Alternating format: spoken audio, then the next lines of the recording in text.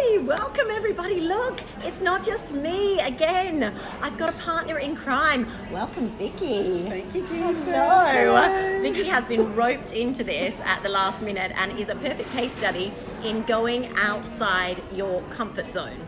Hi everybody. So that is a recurring theme, as you know, about my work. How do I get people to go outside their comfort zone? Vicky has such an incredible story to tell for anybody that is interested in doing something that might not be the obvious thing in their life. Maybe you're working in a corporate job right now, maybe you have your own business as Vicky does, and there's something there, some inkling of something that you want to do. And for you, Vicky, what was that inkling? Well, it was yoga that just has completely changed my whole view on life, and it all didn't come about because I've done yoga for many years, for about 20 odd years, on and off, in and out, between family, work commitments. But 7 years ago I had a bad accident. I was hit by a car and had a significant foot injury. Yeah. And so unable to run anymore, and wanted to get myself fit and more flexible and back again, and so that fit and flexible, yes. Yeah. Yes. And so so out of my comfort zone, I suppose, was putting myself back in a class in a less fit state than I used to be. Yes, so maybe not that kind of fear of, oh, I'm not going to be as good as I was before, am I going to be able to do it again, you know. If Definitely. That's in your head about something, then listen to this woman, because this is how she overcame that. What did you practically then do, Vicky, that helped you to move forward? Well, I have, over the last, since that time, I was talked into and persuaded to actually train to become a yoga teacher. How amazing is that? Wow. What was that journey like? I mean, how long did it take? What were some of the obstacles in your way? Well, the biggest obstacle was me, was my lack of self-belief, always hated learning, didn't enjoy school, didn't do very well in my exams, and so I've always steered clear of putting myself in that situation of having to take exams and learn. And so I actually listened to other people, which I'm not very good at doing. So actually acknowledging that wasn't something, that was a first, like this isn't something that I want to do particularly, but then listening to advice from someone else who could see that it was good for you, or they were an expert? Yes, or who was my teacher who was running the teacher training course kept saying, Vicky, you'll be fantastic. Yeah. You know, the fact that you've got lots of life experience, you've come back with an injury and recovered, and seen how beneficial that is. Yeah.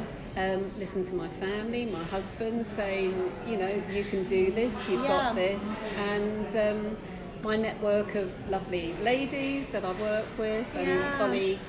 And so, yes, finally I thought, well, if that many people are saying, Vicky, you can do this, perhaps I should believe them and have more belief. So it's completely changed the way I feel about myself, my abilities, and just face doing all new things. All new things, and you went through that training, and what I'm hearing you say is that it was kind of a support system around you that helped you to create that belief in yourself. So if you're sitting there and you're thinking, oh, there's this thing and I don't think I can do it, and what I encourage you to do is just pause right now and listen to what other people are saying, as Vicky did, because that was probably over quite a long period of time they were saying that to you, and you were still putting up blockers, right? Still going, I can't do it. No, that's not me. Who would pay for me to do a yoga class? I'm not that person over there. I don't look like that. I'm this age. It's too late. Definitely. We have these blockers, right, that we're just putting up, and these wonderful support people around you. So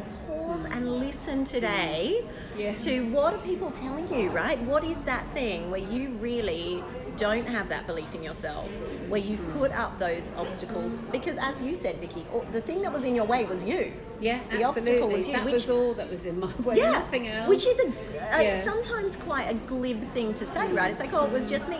But tangibly, then what you did was you listened to other people, you took one step at a time. You didn't suddenly just start doing yoga classes. No. You went through a process, right? And I remember you going through that exam process.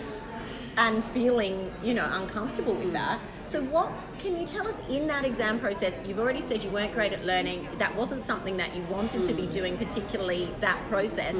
In that moment, what kept you going, Vicky, when you actually came to the exam time? So you listened to people, you're like, I'll go outside my comfort zone, I'm going to give this a go.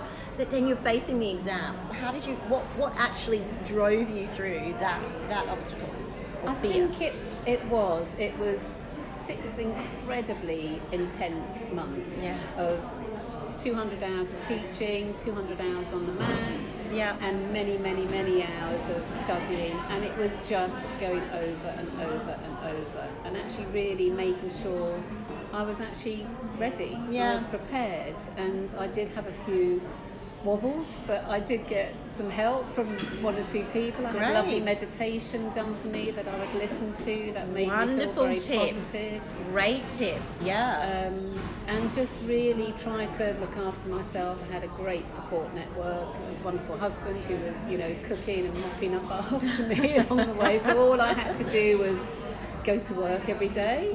And because remember, she's running a business at the same time, by the way. This isn't just a, oh, let me try this thing. She's got a full business, a very successful business in print, which is amazing. And I use her myself for my print, for my lovely collateral. But that was still going. So it wasn't sort of, there was all of that time pressure as well, wasn't there? That you had to find the time. Early mornings, to do this. Evenings, weekends. Yes, I mean, I had no social life. You know, friends actually gave up asking me out because I say, well, I can come, but I need to be home in bed by, you know, 10 o'clock. But these are the choices, right? So if you're there and you're thinking, okay, it's, you know, there's a lot, and it's about understanding what are you willing to give up, and maybe it's for a short term, because hopefully those friends are still there. Yeah, they're still there. They're right? You still need to nurture those relationships, but understanding what is the direction that I want to focus on now, and what does that mean? As I always say, if you're saying yes to something, that means you're saying no to something else.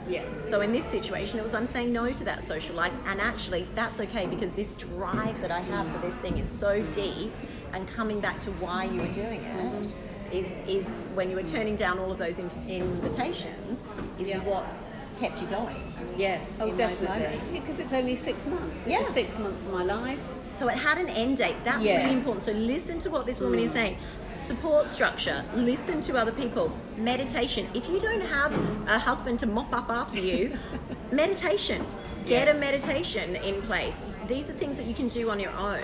So whatever blockers you're putting up and say, oh, that's fine, she had a husband and they helped in this, listen to the blockers that you're putting up, because she also said a meditation.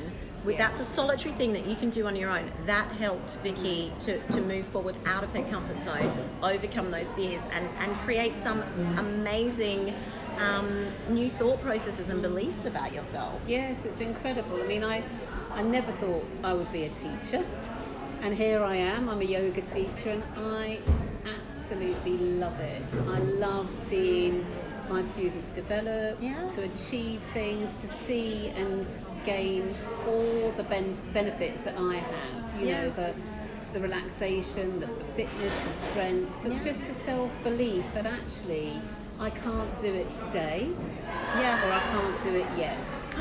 The yet, but you know, I love the word yet. I will do. And it was lovely in my one of my yoga classes recently, a student brought her daughter with her, her adult daughter.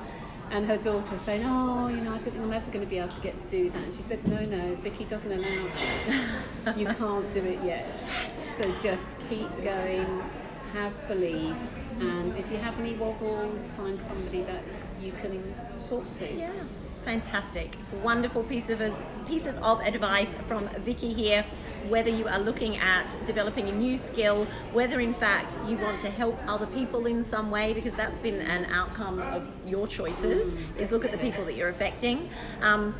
As always, choose one thing today, just one thing that you can focus on, that you can feel good about, so that you love this life that you live.